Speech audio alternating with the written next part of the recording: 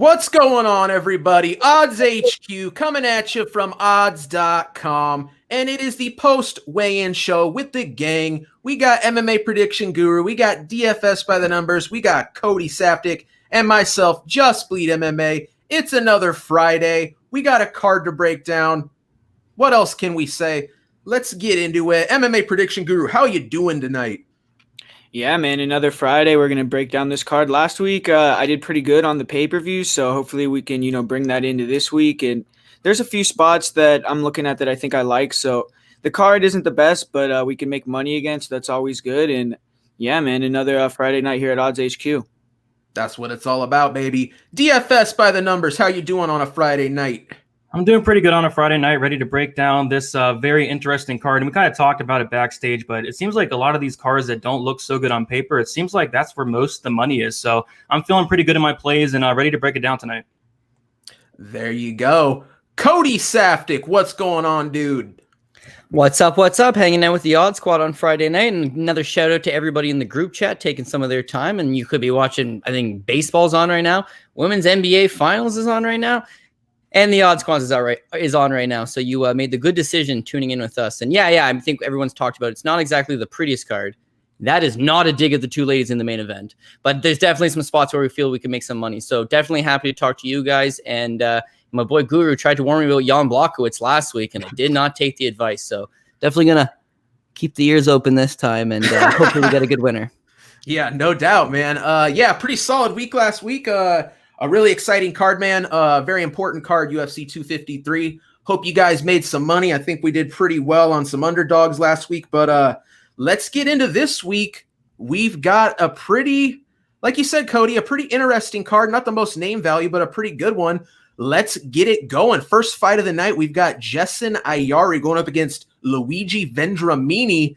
DFS by the numbers. Get us started this evening. Yeah, what a fight to break off this night of amazing fights here. We have Luigi Vendramini versus Jessin Ayari, and it's a really tough fight to call because of the level of competition of Ayari. He's fought pretty much nobody, so I don't really know what to think of the guy yet, but as in Ayari, he doesn't have much output. He's very low output. He has been taken down 3 times in the UFC, I believe, all of it by Darren Till. He has like a 30% takedown defense. And so you can't really look into that too much. But Vendramini, what he's going to bring is more volume. He has some really good BJJ. He's a black belt in BJJ compared to Ayari as like a brown belt or something. But in a very close fight, I'm going to take the more dangerous fighter in Vendramini. He's finished 100% of his wins, 50% by knockout, 50% by submission. And I do believe if he gets to the mat, he can get a submission here. I know in his first fight in the UFC, he fought Dos Santos. He was really, really close to submitting him, which would have been amazing. Ended up getting knocked out shortly after, but I'm going to take him to win here. I'm going to assume he gets a takedown. If not, it's going to be a really boring, low-volume Ayari win just based off of a couple jabs here and there. But I'm going to take Vendramini at plus 100. I'm not going to bet it. I really don't want to bet either of these guys. Both are pretty low level, but the lean is Vendramini. Can't blame you there. Guru, what's going on with this one?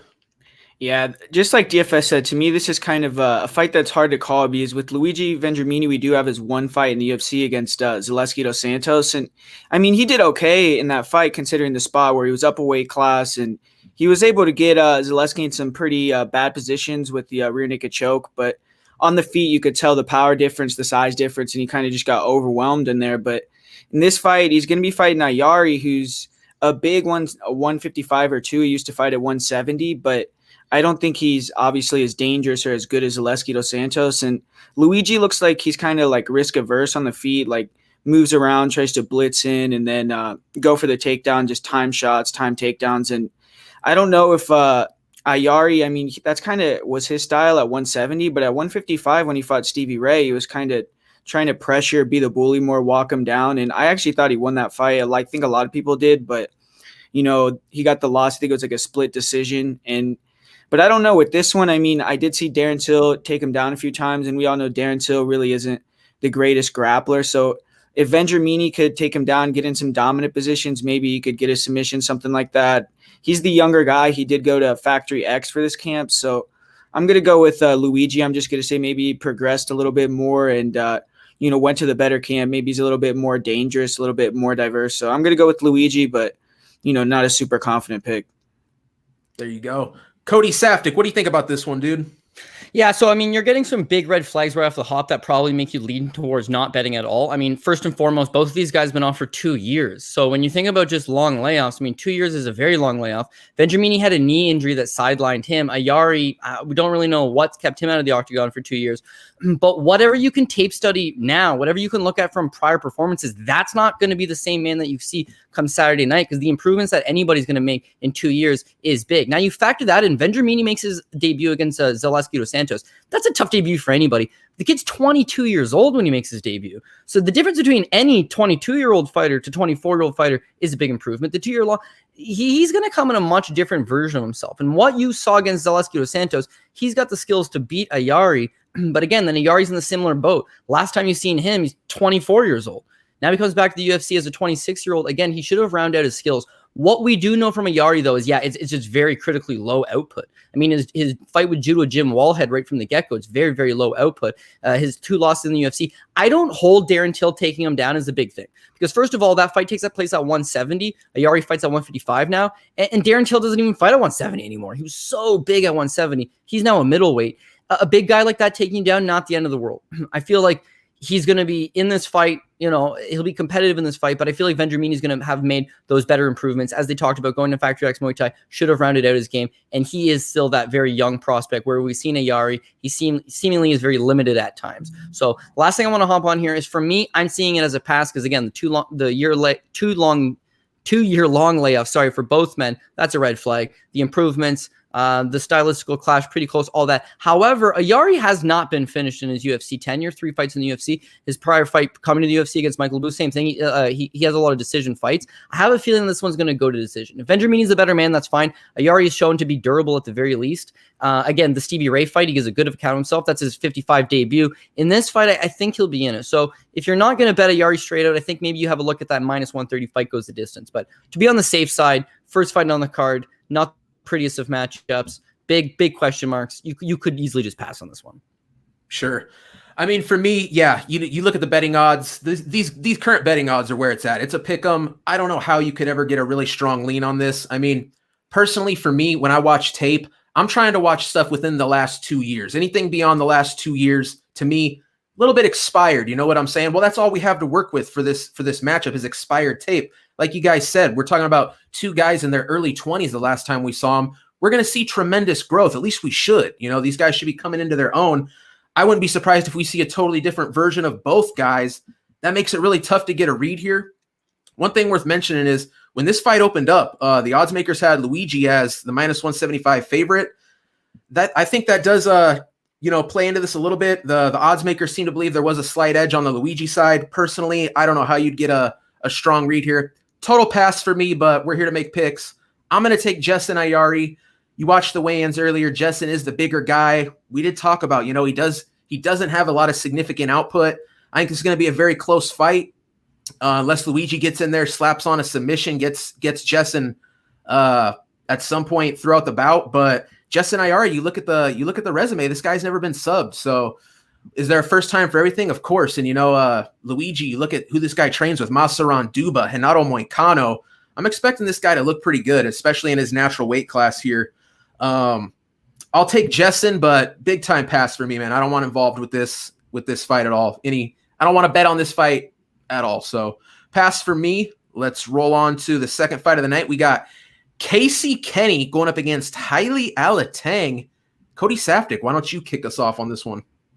Yeah, so this is just another spot where you like a guy in Casey Kenney, but you don't exactly love the price on 325 on most guys. I just feel like it's a good spot for Casey Kenney in that he's really shown himself to be not one of the top guys in the division, but has the ability to hang with the top guys in the division. They don't really give him many softball matchups, and for the most part, he's been shining. The fight with Ray Borg, former title contender, this is your UFC debut. That's a big spot. He goes out and beats Borg. Manny Bermudez misses weight, comes in as a much larger fighter. He goes out there and just, he's so durable that even if he has a bad first round, he just keeps with it. The Merab fight, tough fight for anybody.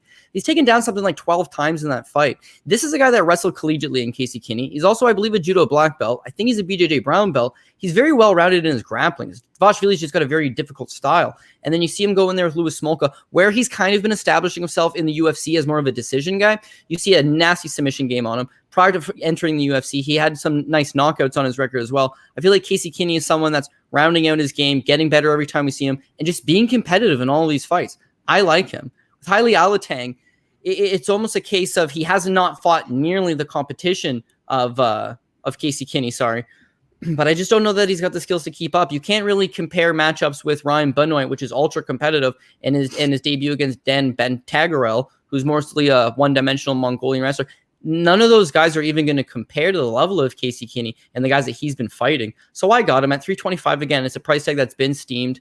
I think that people got on it right from the get-go. Not that it's been moving totally, but that's as much as you kind of want to pay for one of these middling bantamweight type matchups. But I feel like Kenney's just one of these undervalued guys all the time. I mean, even when he comes in as a big underdog, he's always giving you a solid effort. He's always going out there fighting for your dollar. And this is a spot that he comes in as a big favorite, but all the same, I think he'll go in and do what he has to do. So I got Casey Kenney here. I'm leaning towards Casey Kenney scoring a decision, but again, he's got a nasty submission game. He's got good knockouts.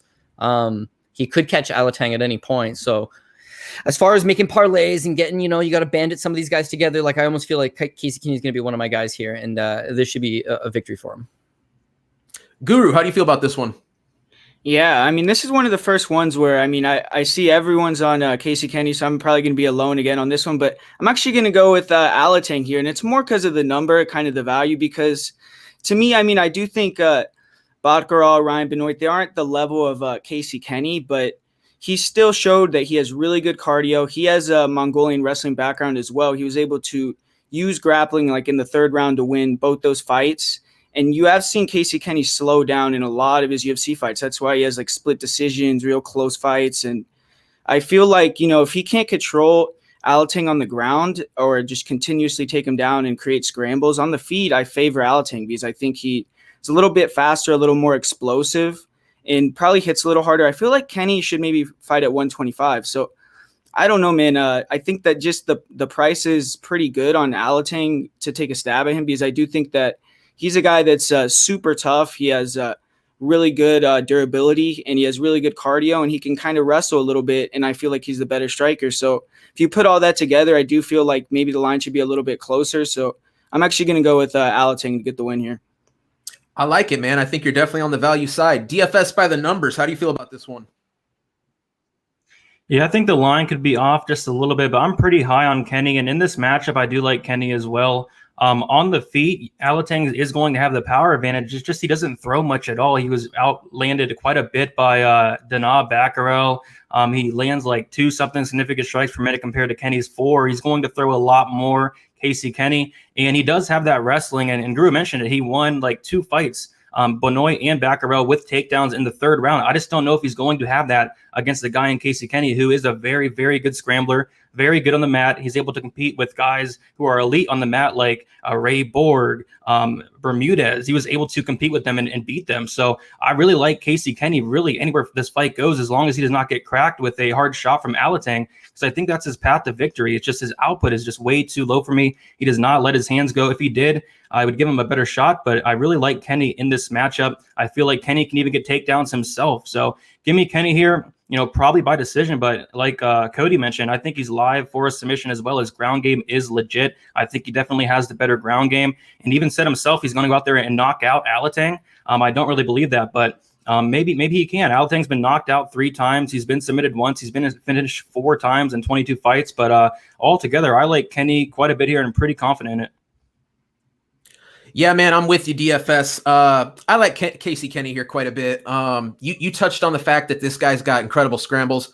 I'm not kidding you. This guy, for my money, might be the best scrambler in the UFC. You look at, when the fight hits the mat, when there's kind of that jostling moment where somebody needs to come out on top. I mean, it's Casey Kenney every time, and he's going up there, against some of the best guys wrestling that are in the game that he can even be matched up with against. I like the striking. I like the attitude. I like the speed. I like the grappling. For me, there's just a lot to like about Casey Kenney here, but I got to tell you guys what. I like Heili Alateng too. This is a guy that I'm pretty high on.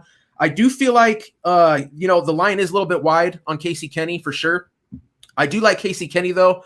I'm going to end up taking Casey Kenney. I actually already have a parlay that he's the first leg of. Guru's taking Heili Alateng. I don't think it's a bad spot taking Alateng outright. I think this fight's going to play out far, far closer than a -325 wherever Casey Kenney is at this point. He's one of these favorites that's taken steam and is probably going to continue to take steam. But I think Casey Kenney wins this one. I do think he's probably got an advantage everywhere in the game, probably outside of power. But I do think that's very interesting. He's talking about getting the KO here. Who knows? I think he's a pretty opportunistic guy. If he gets the KO, he gets the KO. I very much doubt if he's on Alateng's back and his neck's open, he's not going to take that RNC. But it is what it is. I like Casey Kenney here. Like I said, first leg of a parlay. Let's keep on a rolling. We have up next Loma, Lookboonmee going up against Jinh Frey. Guru, why don't you kick us off here?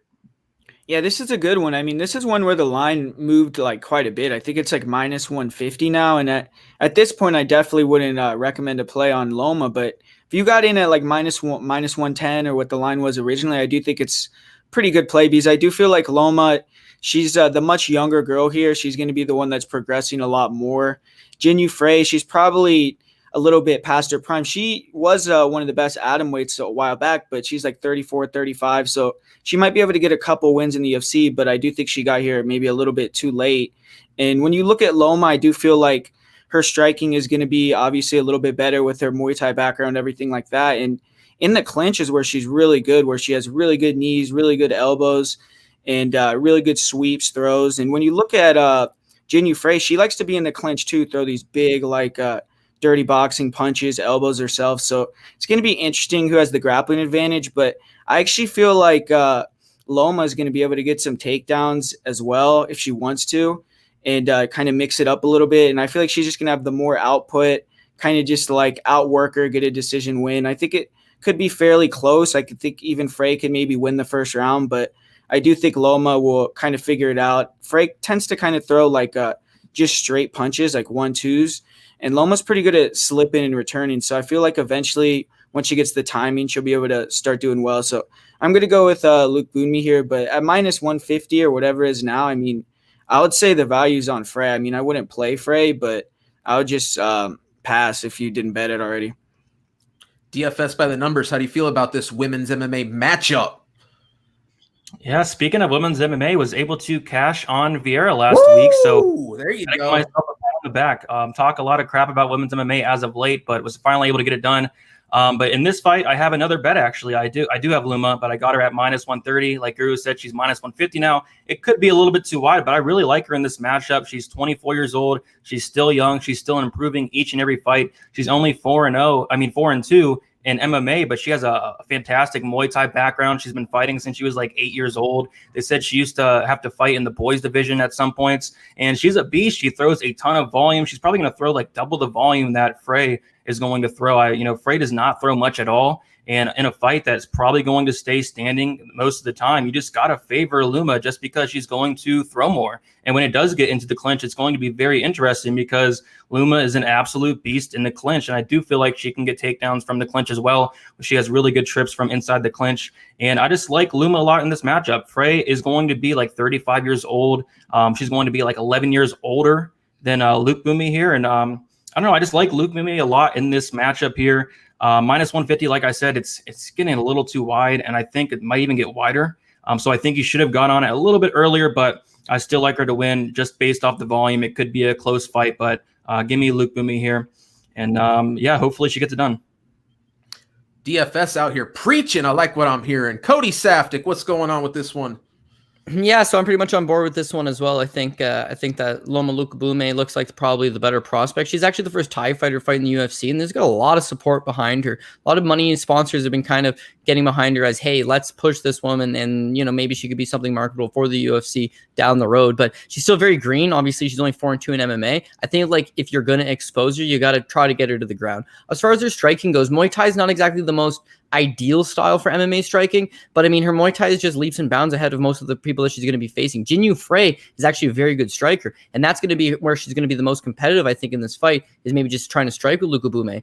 But as DFS by the numbers mentioned, she just doesn't quite throw enough. This is going back to dating all of her fights. She's a very good technical striker. The output's just not quite there. With Lookboonmee, I mean, that's one thing that you got to give credit to the Thai fighters. It's all volume, and the clinch game is just another level. As far as clinch for wrestling, maybe not. But as far as the clinch goes for elbows and knee strikes and short shots and just being very strong and being able to bully your opponent around, that all works very well. Now, one problem with Loma Lookboonmee, she's 5'1". This is a girl that fought at 105 pounds. Unfortunately, UFC doesn't carry 105 pounds, so she comes to the UFC to be 115. But that's why this matchup's perfect for her, because Jinh Frey, in 7 years as a professional, had never fought beyond 105 pounds before, prior to making her debut against Hansen, and she ends up kind of getting out muscle a little bit, has a good first 2 rounds, and getting submitted in the 3rd round. Now, listen, this is the type of matchup that if Jinh Frey was to win, edging out a close decision, I wouldn't be overly shocked. I think that Lookboonmee is still young. She's 24. She's still got some improvements to make. She's still got some lessons to be learned. But as far as the stylistical clash goes, I think she'll have the output. I think she'll have the clinch advantage. And even though Jinh Frey's ground game is apparently okay, she's married actually to her husband's a BJJ black belt. Like, as much as the path is here, flip the script and get this fight to the ground and try to submit her, you just haven't seen that from her in her career. So how is she all of a sudden going to do it? And then Loma Lookboonmee, coming in as a Thai fighter with having such a good striking pedigree, that's what everybody is going to want to do. That's what all your opponents is going to want to do, is get you down. So I know that the Hickman brothers have spent a lot of time working on wrestling over at Tiger Muay Thai. She comes in, stuffs the little takedowns that Jinh Frey does throw out. I think she goes out there. And again, I think that she outpoints her. Even though I think she could stop Jinh Frey. We've seen Frey stopped a few times over in Rising in Japan. Seohee Ham had a hell of a knockout on her.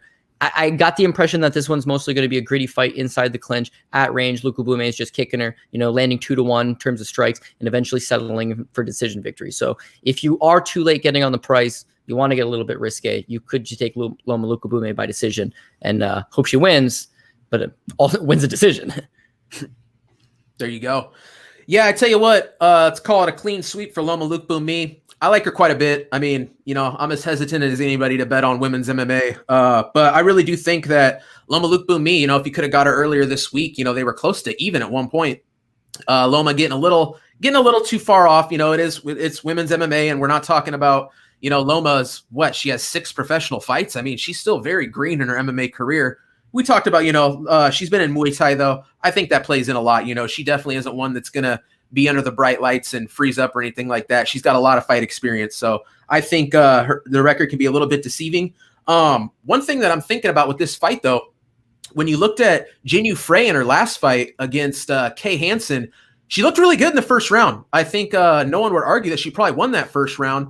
Went out there and lost the second 2 rounds. This could be a good live bet spot here. If you want Loma, but you feel like you've kind of missed the boat on the value, I think there's a chance that Jinh comes out looking pretty solid in the first round. We start to see that decline in the second. You could potentially bet after the first or second round, depending on those numbers, depending on if it's worth pulling the trigger. If you can bust off a live bet on Loma Lookboonmee, if the first round's close, I think you can get some pretty solid value there. Maybe get back to even, or even get Loma as the underdog if Jinh Frey goes out there and wins the first round. I feel like Loma's going to be the one with the better gas tank, the one that's going to have the higher output as the fight goes on. I feel like I should throw that out for the people in case you are on Loma but feel like you just can't get the numbers you want right now. But who knows? Loma might go out there and dominate the fight, pillar to post. But yeah, I'm on Loma on this one. Wish I could have got her at a better number, but either way, I feel confident enough in her to actually bet her even at the current number. But I'm going to say this. If you are going to pre-fight bet Loma, you need to do it now. She's going to keep taking that steam all the way up till the fight goes off. So that takes us up to another very interesting fight. We have Jordan Williams going up against Nassourdine Imavov. Cody Safdie, can you start us off on this one? Okay, so I hate always preaching about, try to get ahead of the numbers and try to get the best value you can. And I know we've talked about that in a few of these fights already, especially the last one. You don't like betting something at this price, but you could have got it at this. That's kind of my issue with the Imavov fight. When this fight opened, he was a plus 165 underdog. I'm willing to take that shot all day. I like this kid personally. He's one of these fighters, comes out of Dagestan, Russia. He's been at Fight Factory over in Paris working with Fernand Lopez, obviously the coach of Francis Ngannou, Cyril Gagne, some of those guys, the Lapalus brothers. It's a good team over there, and I feel like he's putting all the skills together and getting better. They call him the Russian sniper. He's rangy, he's accurate from the outside. I think he's 6'3". He's coming up to 185, technically speaking, for the first time. But I think that the advantage there is that his opponent, I mean, you've heard the story a million times on Contender Series, and we've been profiling Jordan Williams. It's always about Jordan Williams can't cut weight because he's got diabetes. So really, both of them are kind of more natural welterweights, taking this fight at 185. So Imavov, whereas I normally say, oh, geez, he's giving up some size, he shouldn't be giving up all that much size. As far as the striking goes, listen, Williams has given a very good account of himself. His last 2 fights at Contender Series comes through as the underdog one of those 2 times. A lot of people thought he won the first fight. He looks like he's a decent fighter. He can't be overlooked. But if you're going to give me a plus money on Imavov, 24-year-old, been off a year-long layoff, but prior to that, Aries FC fight against Jonathan Meunier, he carves up Meunier, who's a UFC veteran in his own right. So at the same time, I think that this guy's getting better. He's improving. He's still young. He's a good prospect. I'm willing to take that underdog shot on him all day. But I feel like a lot of people came to that same conclusion, and now he's more, I think he's plus 110 right now. Probably should go off closer to fight time around to pick him. It's basically pick him now. So not like you missed anything, but where it feels like, oh, a nice little juicy underdog play. We're giving the shows on Friday. A lot of people are joining us for Friday. They don't have bets in, so we just got to roll from what we got. And now we got basically a pick 'em. I'm still taking Imavov. I'm not just betting. I didn't just bet him just because it was value. I think this guy's got a legitimate chance to win, and that big plus money dog tag kind of gives you that incentive to actually pull the trigger and bet him. But even as the plus 110 underdog now, he's still my pick. I still think he's going to get the job done. I feel like Williams is a bit of an overachiever. He's looked good on the Contender Series, but it's mostly because you're counting him out before the fight starts. So when he goes out there and wins, or he goes out there and wins a few rounds, or he goes there and looks competitive, oh, geez, this guy can hang. This guy can hang. Ultimately, I think he's been punching up a bit over his weight, and Imavov should catch up to him. So that's my pick here. There you go. Yeah, not a strong card for a lot of dog plays, in my opinion. DFS by the numbers. What do you think about this one? Yeah, I'm with Cody here. I actually bet Imavov sometime today at like plus 115. So I do think the line's going to be, closer to a pick'em by the time the fight starts. And I've been saying it all week. I do think this should be lined towards a pick'em, and I almost wouldn't hate it if Imavov was even a slight favorite. I think he's the better fighter, the more technical striker. The problem is Williams is going to be throwing a lot more volume, but with that, he's going to leave a lot of openings. And Imavov is really sharp. He picks his shots very well, and when he lands very hard. So I think he's going to knock out Williams here. And Williams is very durable. He's very tough. He has been knocked out twice. One of those was due to a cut stoppage in a fight he was winning in, but he was able to get knocked out by Dwight Grant, I believe, a couple of years ago. Imavov looks like he's the real deal to me. It kind of reminds me of the Klein pick last week. I mean, I think he's going to go out here and knock out Williams. Plus 110, where it's at right now, I don't hate that. Also don't mind him inside the distance. I think this is one of the more exciting fights on the card. Like, this is going to be my top 3 of fights that I'm excited to watch. So give me Imavov. I love that underdog price. I think this should be a pick'em, and I wouldn't even complain if Imavov was even a slight favorite. So Imavov here by probably knockout. I like it. Guru, what do you think? Yeah, man, this is an interesting fight. I mean, I feel like I always pick against Jordan Williams, man. I underestimate this guy. So I don't know what it is. I mean, I feel like on tape, he really isn't the best. He's just like a dog, man. He has a great chin, comes forward, and definitely has a big power in his hands. So that's kind of what he tries to do, just come forward, pressure, and throw these big hooks. It seems like he has a pretty decent wrestling background as well. Like, I don't know if he has a background, but he can wrestle a little bit in MMA. And that's something that we haven't really seen from Imavov, even though he is from Dagestan. He's training over there in France, and haven't seen a lot of grappling in his fights. Like in the fight with Jonathan Meunier, I guess he did I think he got taken down but got right back up, so that was good. But there hasn't been any, like, I've seen he has some submissions on his record, but I haven't really seen him grapple very much. So maybe Williams will try to take him down, but he's usually a guy that wants to just come forward, brawl, stay on the feet. And if he does that, I'm going to pick against him again, man. I still favor Imavov. I think he's going to bang that counter, man. And I don't know if he'll be able to knock him out, but I just think he's quicker. He's going to use the pull counters. He's the Russian sniper for a reason. So I'm going to go with Imavov, but it's an interesting fight. I mean, we don't really know a lot about Imavov in terms of like how tough he is, his cardio, his grappling. So it's I think that's why Williams is probably the favorite, but I'm going to go with Imavov here. He did beat Jonathan Meunier, and does anyone know why he got cut from the UFC or what happened? Because he got a win and then he left the UFC, but yeah, I mean, he beat him, but. Yeah. So Jonathan Meunier got diagnosed with like a neurological problem, and similar to was it Brian? What was his name? He went on to be a badass for World Series of Fighting.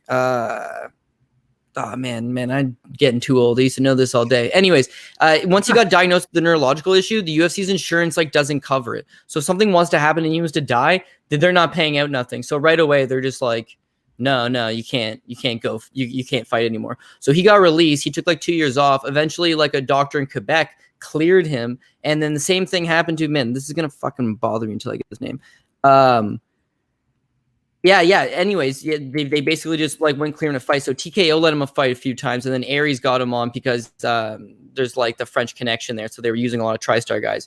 So we got on there, but yeah. I mean, that's what it was. He just like failed this neurological issue, and then they went.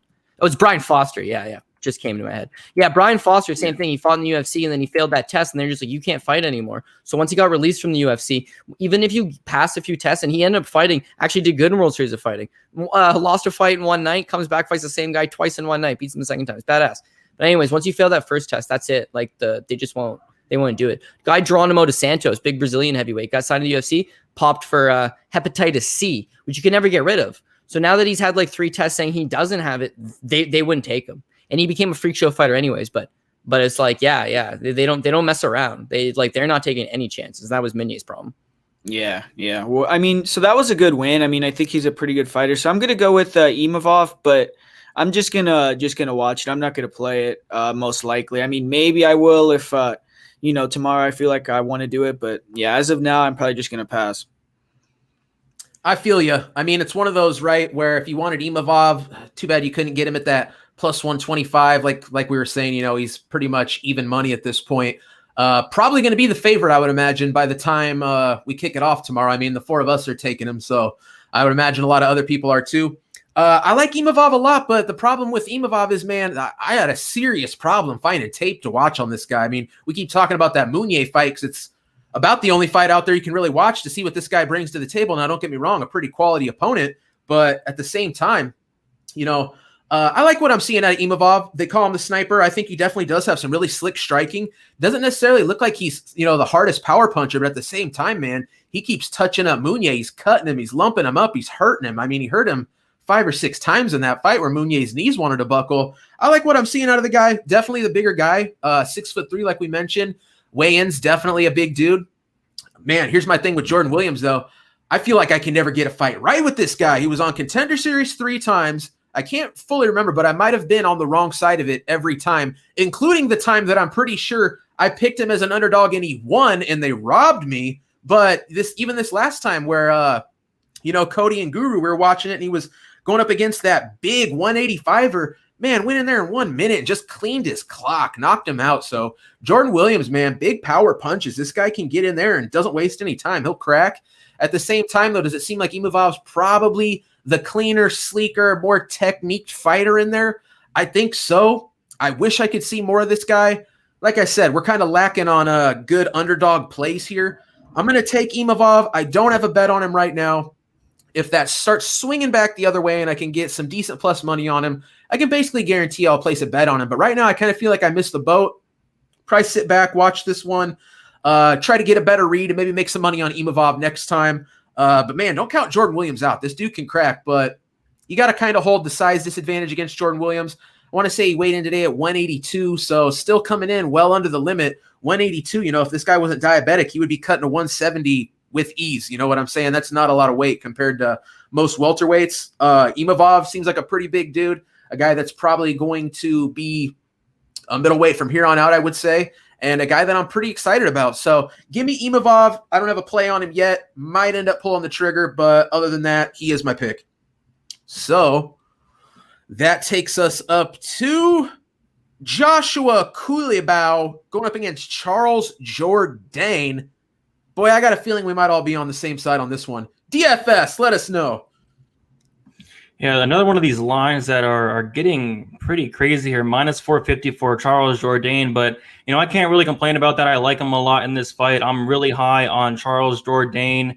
It's just, I don't know, I'm not all that high on Culibao, not all that impressed with what I've seen in his UFC debut. Of course, that was on short notice, and Jalen Turner is someone who I'm really high on, and he's a beast. He had like a big size advantage, but Culibao now has a full camp for this fight, so I think we are going to see improvements. It's just, I think Jourdain has the advantage pretty much everywhere. In the striking, he's going to throw more output. He's the better technical striker. He's the more dangerous fighter. I guess maybe Culibao can take him down, maybe. I mean, that's how Jourdain lost in his last fight to Heili, but I just don't see that happening, and I think Jourdain is a very underrated grappler as well. I like Jourdain pretty much everywhere this fight goes, but it's most likely going to stay standing. I think even Jourdain could get takedowns if he wanted to. The thing is, he doesn't want to do that. He said himself he wants to win that 50K. He wants to get a knockout. And I saw on Twitter earlier this week, someone asked him, like, are you going to be worth the minus 450 if I lay some money on it? And he was like, put $1 million on me. So he's confident in himself. He looks really good. I saw him on Instagram a couple days ago. He looks like in the best shape of his life. I think he's ready, and I think he's going to come out here and get a pretty early stoppage here. So Jourdain, for me, minus 450 is a little bit too wide. Inside the distance at minus 160 is actually not bad, considering he's finished 100% of his wins. So that's a look there. But give me Charles Jourdain all day here. Guru, what are you feeling on this one? Yeah, man. I mean, I have to agree. I can't really think that Culibao has a big chance to win, but I will say, Charles Jourdain is a big favorite. I mean, when you look at the guy's style, he's an action fighter, right? He's 1-2 in the UFC. He's talking about, like DFS said, he wants to get the 50K bonus. So, a lot of those things, like in terms of betting, you don't really want to bet on that as a huge favorite because, if he wants to make it exciting and it becomes a war, I mean, I don't think you want to have a minus 450, but with the skill gap here, I just feel like he's way better. That Australian top team, the camp that Culibao's coming out of, they've really had very bad performances in the UFC. It doesn't seem like, I don't know if it's the camp, but they just don't seem like they've been producing very good in the UFC, like Nadia Kassem, the Mokhtarian brothers, even Culibao in his debut. So I'm pretty confident that Jourdain should get it done. I mean, he looked pretty good versus Feely in his last fight. He's a dynamic guy, but there's always that risk that maybe he could get knocked out too. But I mean, this one, I think it's pretty safe that Jourdain will probably win inside the distance. Good stuff. Cody Safdie, what do you think? Yeah, I agree with these guys. Charles Jourdain, the way to defeat him, at least that's what it's been proven throughout his MMA career, is you take this guy down. His pro loss before he signed to the UFC against TJ Laramie, he's just routinely taken down over the course of 5 rounds. The wrestling is obviously what cost him. UFC debut, he's a plus 550 underdog, moves up a weight class, 155, takes on Des Green. He gives up 5 takedowns. That's what cost him the fight. Beats Doo Ho Choi, and then obviously the Andre Feely fight. Listen, when he's out there striking with Andre Feely, he's winning. The kid's got great cardio. He's very dynamic. The problem is, and I agree 100% with Guru, he's still very young. He's still very wild. He loves throwing the flying knee. He loves throwing spinning back fists. He loves kind of just getting out there and mixing it up. And that's fine and good. You're looking for a fight of the night. That's fine and good. You're looking for a fun fight. You're enjoying it on the couch with a beer. But as far as laying 450 on a guy, you want them to fight a smart game plan. He's not interested in a smart game plan. He's in there and adding to his highlight reel and going out there and putting it on. And that's where it becomes a little bit risky. However, if UFC's given him a great opponent to do that. I mean, think about it. He's a massive, and I mean massive underdog in his debut up a weight class against Des Green. He's never been finished by anybody, by the way. He gets Doo Ho Choi, the Korean Superboy, who everybody loves, in his second go-around. And then gets Andre Feely, a 10-time UFC veteran who's fought some of the best guys in the sport, in his third go-around. The UFC is not giving this kid an easy path, but he's hanging with these guys. His cardio checks out. His durability checks out. And he's just going to keep improving. Culibao, you can't say the same thing about him. I would go as far as to say that his record prior to coming to the UFC would be definitely inflated, because I agree with Guru. Coming out of Australian top team, all of these guys that make it to the UFC, it looks decent on paper, right? It looks decent as far as, oh man, they've got a bunch of finishes. They've beaten some guys with some winning records. That's fine. As far as they come to the UFC, they're largely out of place. Now, fighting Jalen Turner, that's no easy task in your debut. The problem with Josh Culibao, who fancies himself a striker, has 0 submission victories, not known to take down opponents, just a striker. He throws something like 5 strikes in the first round. He lands a total of 12 strikes in the fight before quietly getting knocked out in the second round. There was just nothing there. He didn't go for it. Now, maybe it's Turner 6'3" and there was the range. I get it. But if you're going to go out there and throw 15 strikes through 2 rounds against a guy who, by the way, if it was up to Jourdain and you weren't taking him down, it'd be easy 100. This guy's scoring 66 strikes while being taken down 5 times. You don't take him down, he's scoring over 100 significant strikes. And eventually one of those strikes is going to be the one that Culibao doesn't see seeing, or is going to be the power shot. I think he topples him over at some point. So this is not actually the prop I feel the best in, is Jourdain by KO, but I think Jourdain is another one of your safe picks. 450, I agree. Anybody who's 24 years old, he's a little bit green. He fights a reckless style. It's never a price tag you like. But we've been sitting here for 49 minutes now talking about price tags we didn't really like, but ultimately we're going to have to settle on some of these ones. So if you're just joining now, Jourdain's the pick. There you go. Well, it's going to be a clean sweep for Jourdain.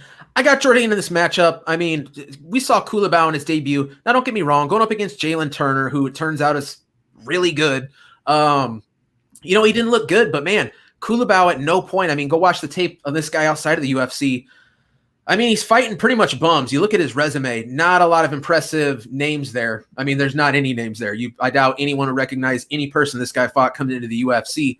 Ends up taking the step up. It's like Guru was talking about, man. The people this guy trains with, it's been just horrendous. They have not had a lot of success in the UFC. The Australian scene hasn't done too well outside of, the New Zealand crew with City Kickboxing. I'll go ahead and throw them in there, but really not even the same. But yeah, man, Culibao just doesn't do it for me. This is a total fade here. They would have to give him someone far below a Charles Jourdain. I mean, you watch Charles Jourdain. I was highly confident Andre Fili was going to handle Jourdain in their fight. Jourdain made that a sweat, man. I was very impressed. Charles Jourdain went in there, really got it done, really gave a good showing of himself and showed me, wow, this guy's got some skills. I mean, you look at the losses. Cody, I think you mentioned it, TJ Laramie, Des Green, and now Andre Fili. But Andre Fili, I mean, just barely squeaked by this dude. I'm quite impressed. Well, grapplers too. I think he's going to be able to get it done. I think he'll probably get the finish here. I do have Charles Jourdain. I have him in a parlay. I did catch him earlier in this week, so I don't have quite as much steam on him as there is now. Doesn't do a lot of people in the chat any good at this point. If you're confident, though, I say you could still take him, maybe put him in there. I feel very confident Charles Jourdain should lose this fight. I am a little uneasy, though, him saying, I'm going for the 50K bonus, but that's Charles Jourdain's style. He's a banger. He's going to go in there. He's going to crack $50,000 or not. The guy's going to go in there and look for the KO. I don't see it changing his game plan at all. I think he finds it. I think he gets it. I think Charles Jourdain wins this fight by KO. If not, I expect him to just put a beating on this kid. And it's as much of a fade as I have on Culibao. I'm just as high on Jourdain. Makes it an easy pick for me. So moving right along. Oh boy, this is an interesting one. The legend, Carlos Condit, going up against Court McGee. Cody Safdie, I think you're kicking us off on this one. I think this one kind of goes back to what we just briefly talked about in the last matchup. Is just like, what kind of fight do you want to have? Do you want to go out and have a bonus? Do you want to go have an entertaining fight? Do you want to fight to what your skill set is the best at? Court McGee fights a dull, grinding affair. Try to get some takedowns, weather this guy, try to tire him out. Lots of cage control, lots of clinch work if you can.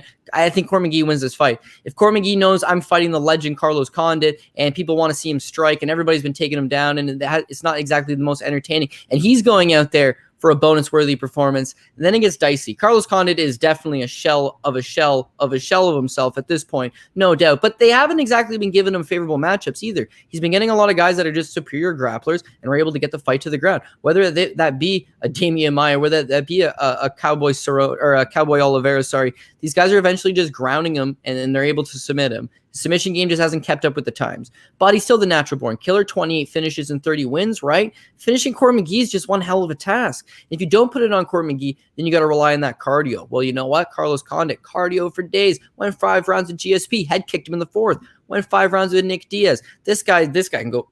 Not anymore. It's just like he's not even at advanced age. I think he's only 36 years old. It's just he's been fighting professionally for 18 years. He's been through the ringer enough times that I don't know if it's motivation. I don't know what it is, but he goes in there and it just seems like he's going through the motions. With Court McGee, this is a guy that's died of drug overdoses twice, came back from the dead twice. He's just, if anything, and you see his run on The Ultimate Fighter. Remember back then, he's eliminated. He's like the lowest seed guy in the show is eliminated. They bring him back as an injury replacement and he wins the whole show.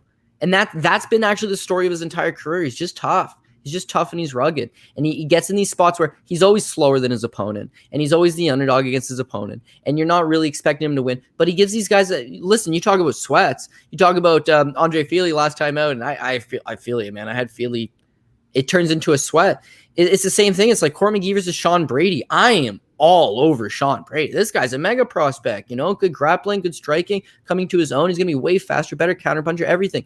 But Court, if you leave Court in this fight long enough, he sticks around just a little too long, just keeps coming at you. Condit's shown a propensity recently to kind of falter and fall apart and then just fall into a rhythm of getting taken down and getting controlled and not doing as much as maybe he should and losing the fight. And I feel like Court McGee is able to do that. But to be honest, the closer that it draws to the fight, maybe it's the aura of Carlos Condit, maybe it's all this, like, part of me does think Carlos Condit could definitely pull this one out. But if Court McGee just sticks to the game plan and makes this a slow, dull bog of a fight, I think he grinds him out and picks up a win. There you go. Guru, what do you think? Yeah, man, this is one I really don't have a good read on at all in terms of the fight, but there's a couple things. I mean, I'm gonna go with Condit, and the reason why is because Court McGee, like Cody was saying, he was talking about earlier this week. This is the first entertaining matchup he's ever had in his whole career, and stuff like that. And Carlos was saying that him and Court are friends, so that type of thing makes me kind of think he might go out there and try to have a fun fight. This could be like the last fight of Court's career too, or Carlos's. So, I mean, I don't know if he wants to go out there and just try to grind out a win and then pick up another win. I'm not sure where his head's at. You know, this could be like, I want to go out there and knock out Condit and then retire or something. You know, who knows what he wants to do. But in terms of the fight, I think Court is obviously going to want to try to maybe grind him against the cage, because I do feel like Condit on the ground, he still, I think, is a little bit better with his jiu-jitsu than Court. Like, even against Chiesa, he was attacking leg locks. He used that to sweep a couple times, got him in a pretty close arm bar. But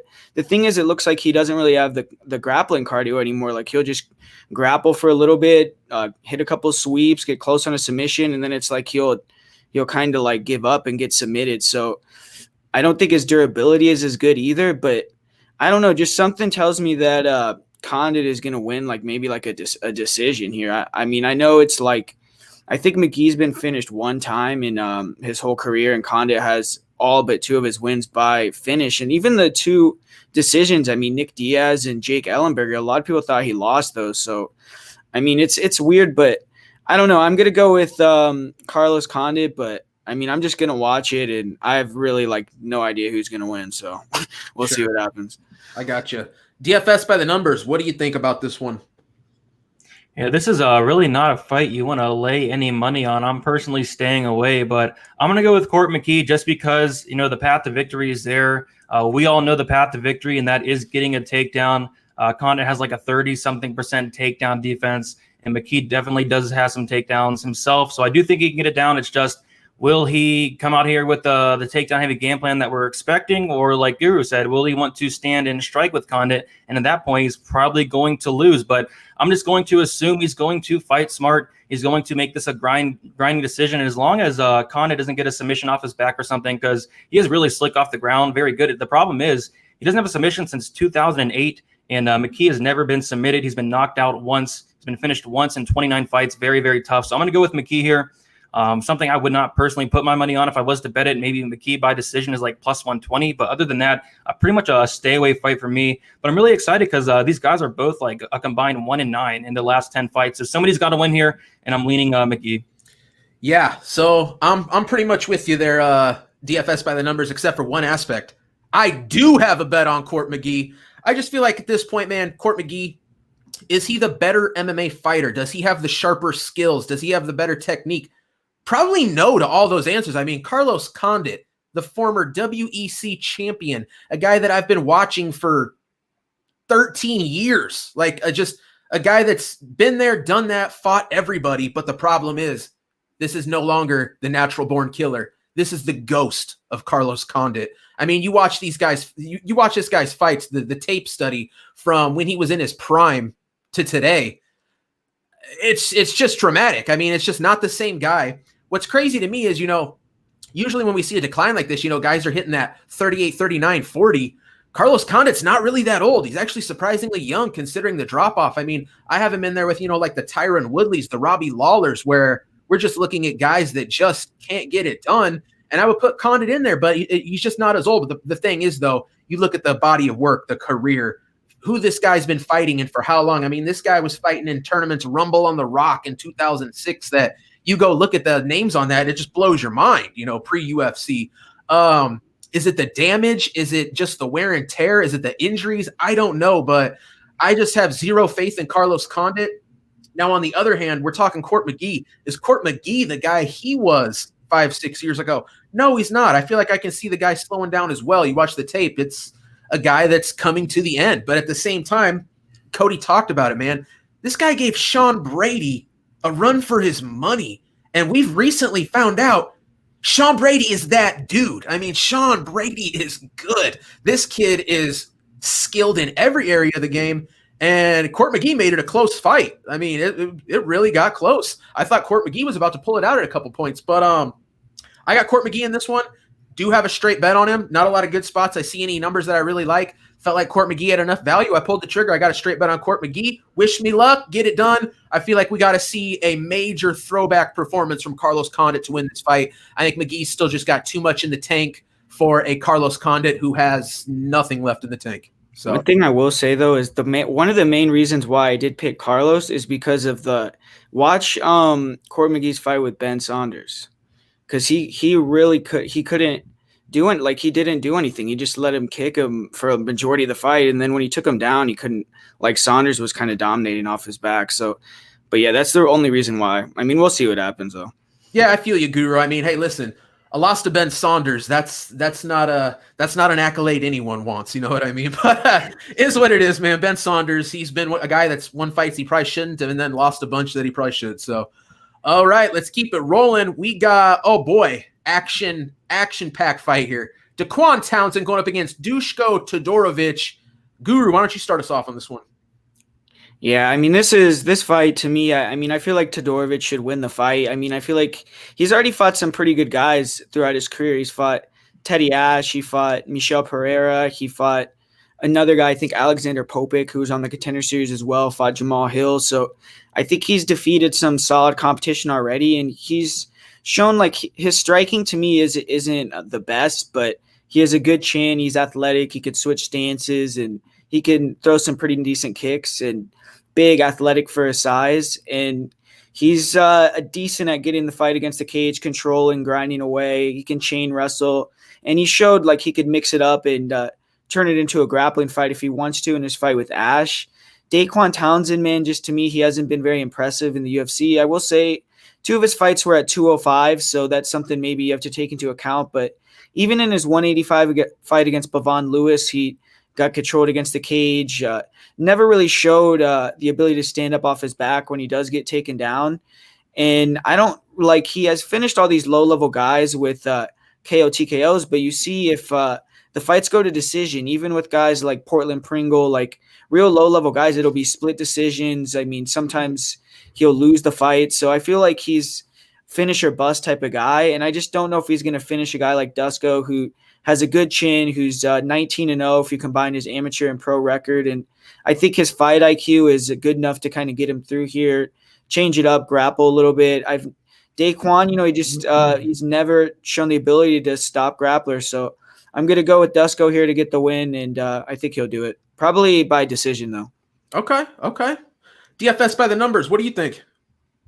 Yeah, I agree. I mean, we all know how to defeat a guy like Townsend, and that is to grind him up against the cage. That is to take him down. If you do take him down, he has absolutely nothing to offer off his back. So is Dusko going to know that? I sure hope so. Hopefully watch some tape. But if he comes in here and tries to strike with Townsend, that's giving him a path to victory. So hopefully he fights smart. He takes the quote boring decision win here against Townsend, grinds him up against the cage like he kind of did on the Contender Series his last fight. Maybe takes him down, controls him.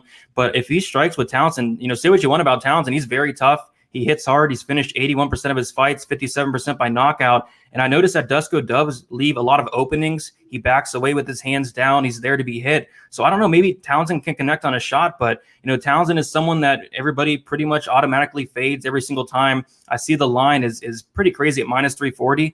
But if Dusko does fight smart, he will look like a minus 340. But if he comes out here and strikes with Townsend, maybe it could be a little bit closer, but I'm assuming he watched the tape. I mean, we all know how to defeat Townsend. That is grind him up. I'm assuming he's going to do that. So give me Dusko by decision, and that is like plus 155. Probably not good enough for me. Townsend's been finished, I think, twice in his career in 32 fights. Really tough.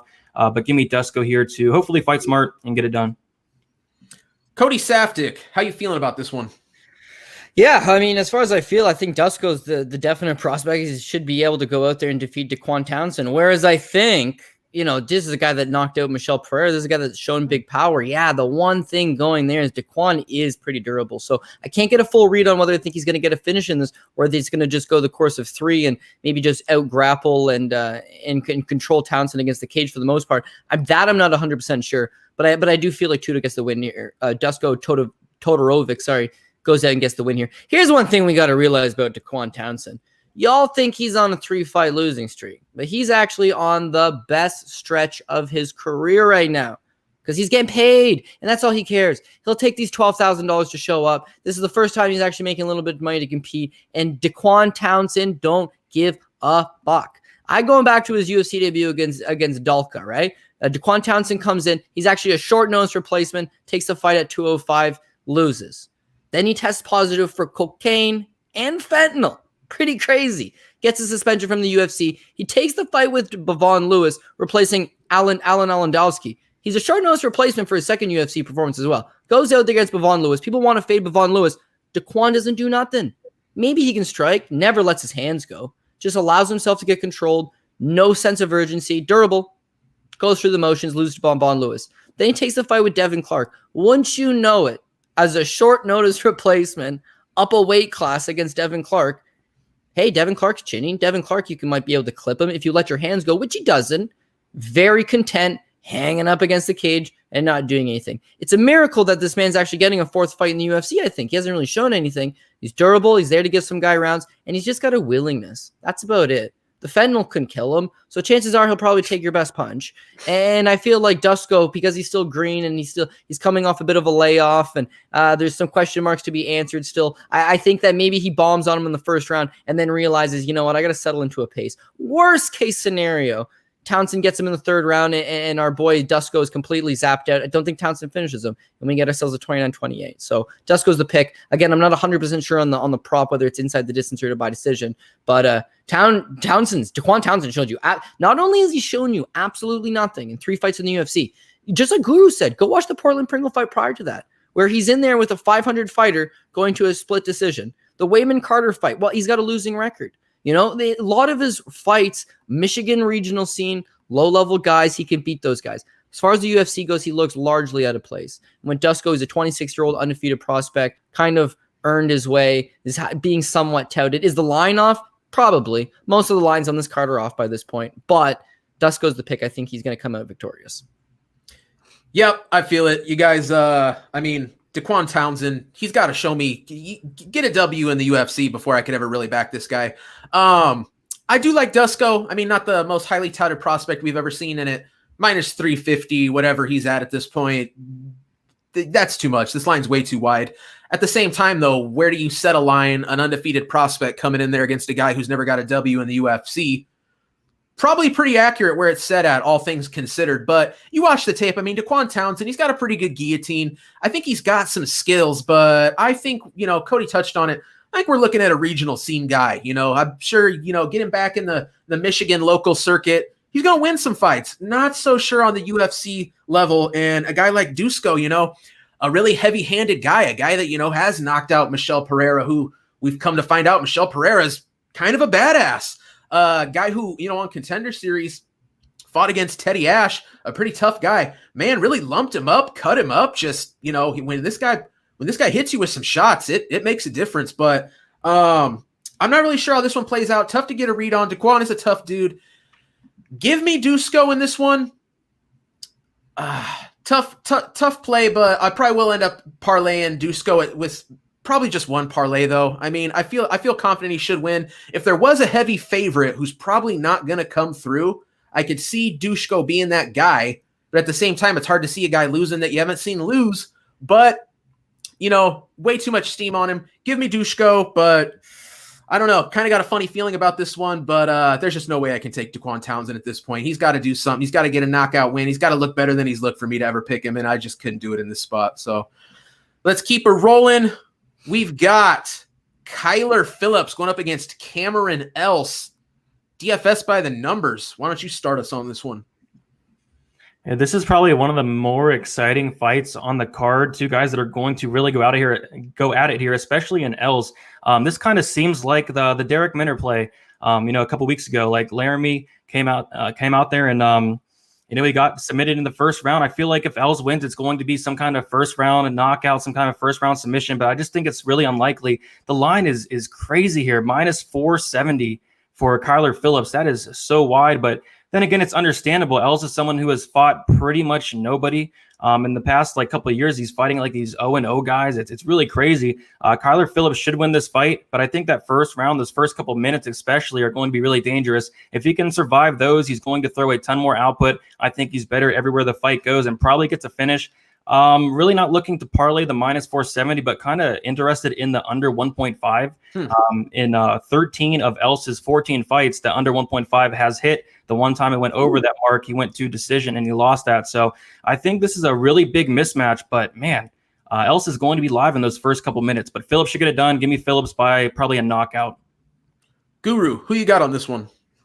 Yeah, this is an interesting fight because, like DFS was saying, Cameron Else is a guy that just comes out there right away and just tries to blitz you, get the finish. And it seems like if he doesn't get the finish, he'll fade away, lose the fight. But if you look at his record, I mean, this guy has 6 finishes inside of 60 seconds. I mean, that's pretty impressive. I mean, even against, I think he finished even like Paddy Pimblett in like 30 seconds or something, but really against low-level guys. But if you're beating people that quick, I mean, it does show that you're coming out super hot, super aggressive, coming for the finish. And if you listen to some of this guy's interviews, I mean, he'll even say like some stuff like he was saying, like he joined the British Army because he wanted to feel like it was like what it was like to kill somebody, and, like, stuff like that. Whoa. So like he's like a kind of a weird guy. I feel like, you know, he's someone that goes in there, kill or be killed, and we'll see what happens. But Kyler Phillips is better everywhere. He has plus skills. He has a really pretty good striking, good grappling. He's dynamic. He throws a lot of like fun strikes to watch,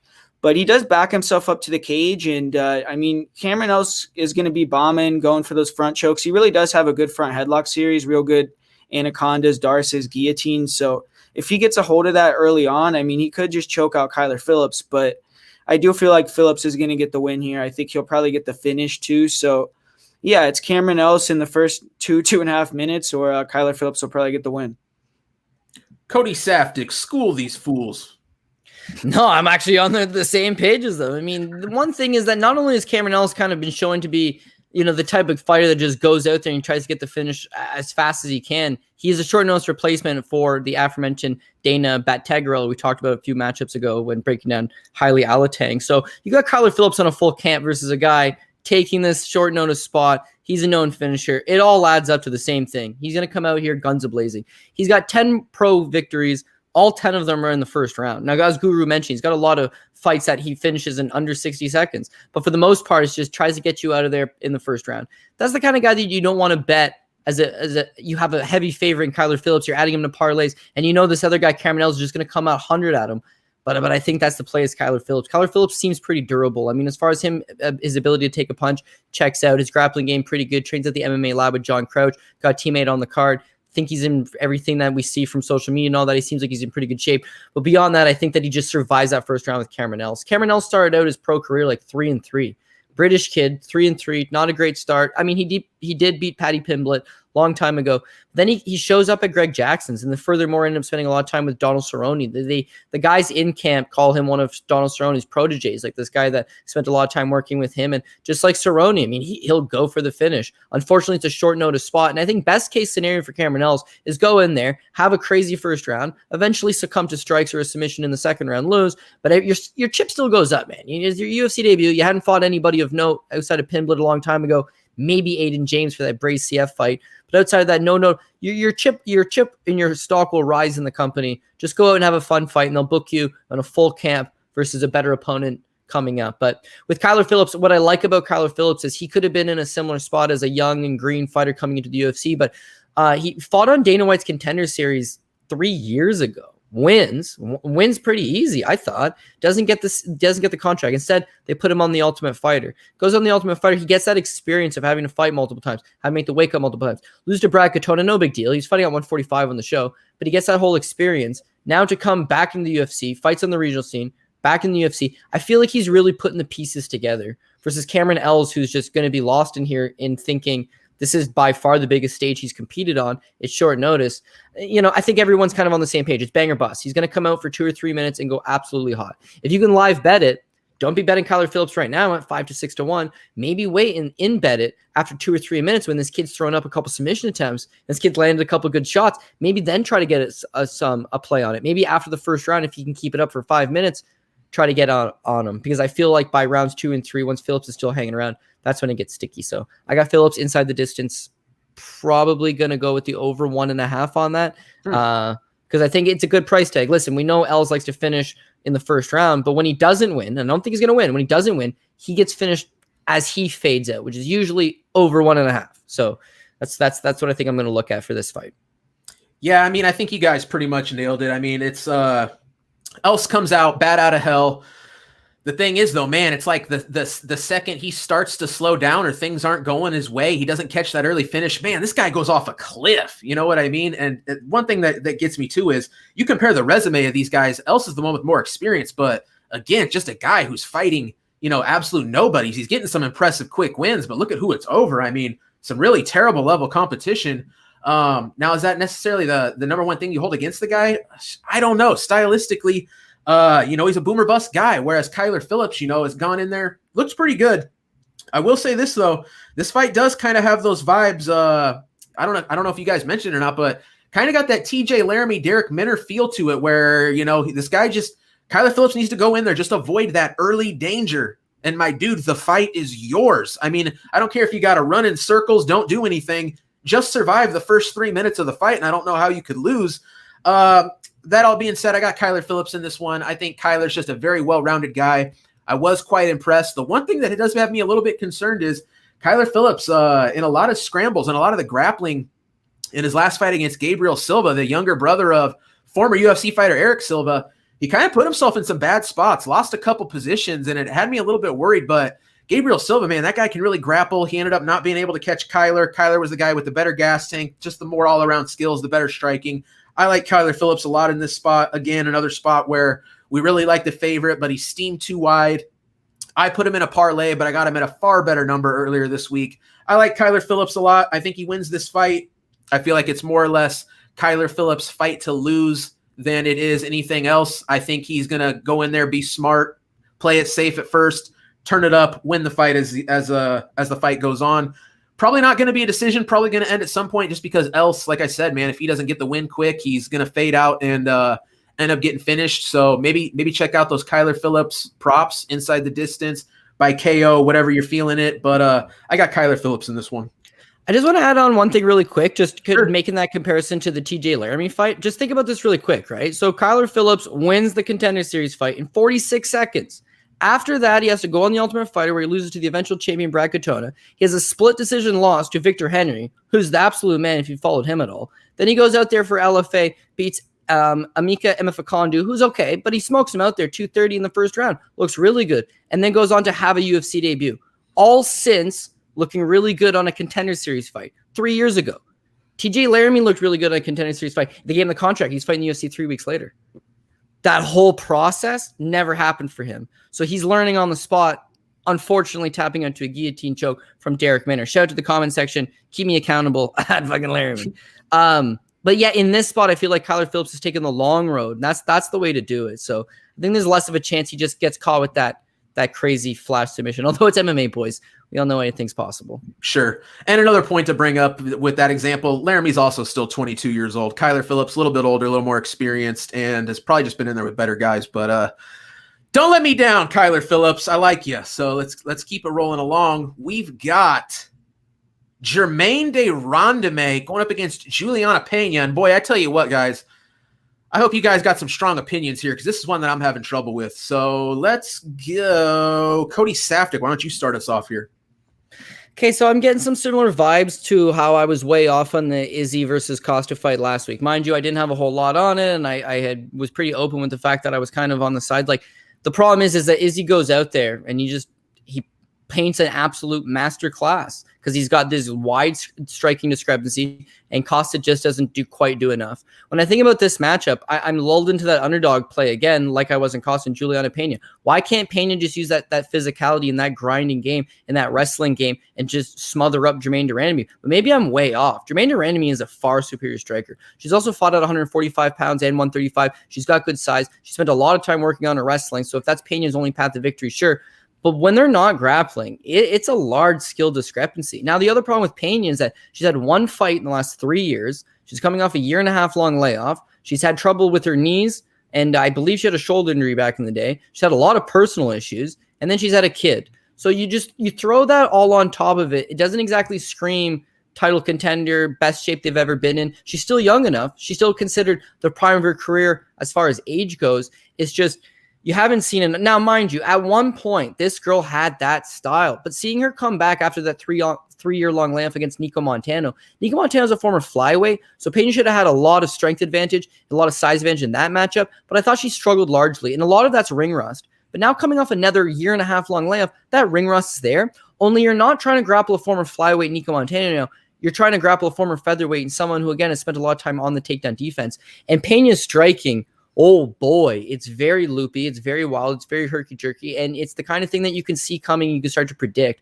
Once Germaine Randamie starts lighting her up with knees to the body and slows her down, maybe those leg kicks, work that knee. We know she's had a history of knee problems, work that knee. Sounds dirty, but listen, it's a fight. But I just think Germaine Randamie could make her look awful. But then there is that little part of me that's like, you know what? Pena's got the skill. She's got the skill. I just don't know if she's going to apply the skill. So I'm very interested in your guys' take, because maybe someone's got a hot lean on this one. I go back to what Guru was saying against McGee versus Carlos Condit. I just can't figure it out. That's kind of how I feel with this one. I might think about, JDR is going to make her look foolish. She's going to make her look foolish. And then 20 minutes later, I'm doing something like, the grappling. Pena's just so strong. She's relentless. I don't know. She used to be a cardio machine, but I think as time goes on, she muscles too much of her techniques and she tires out, and JDR will take over. Regardless, this is a good live betting opportunity. Maybe Pena goes out there, wins the first round, looks good in the first round, starts to fatigue, and JDR works her way back in it. Or maybe it's non-competitive from the get-go and you never have a chance to live bet it and get a good price. I'm not 100% sure. So someone talk me into one side or the other, because I could be persuaded at this point. Man, I feel you. It's a tough nut to crack. DFS by the numbers. Hit us with that confident pick. I mean, I'm not the guy to give a confident pick here. I mean, it's a tough fight to call. I would have really liked to, if I was to bet GDR when she was plus 100. I saw it earlier in the week. I decided to pass then. I'm definitely not going to bet it at minus 150. And I mean, it's a tough fight. She's very strong, but I am worried about if Pena does get her down, what's going to happen.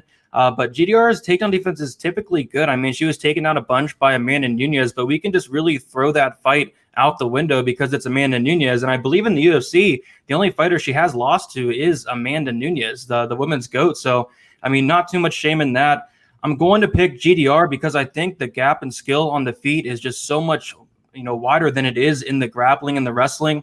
And maybe Pena does get her down, and I think she's very live if she does. I'm just going to say that GDR is able to stuff those takedowns. We know she's been working on that at the past camp. She's definitely been talking about it. She wants to improve her takedown defense, her ground game, all that. And I'm assuming she did. It's just I have a really sketchy feeling about this fight, especially with so much money coming in on GDR. I really don't have the best read on it, but I'm just going to go with GDR here to get the win. I don't think she's going to get a finish or anything. Pena's never been knocked out. GDR in a very close decision. There you go. Guru, what's up? Yeah.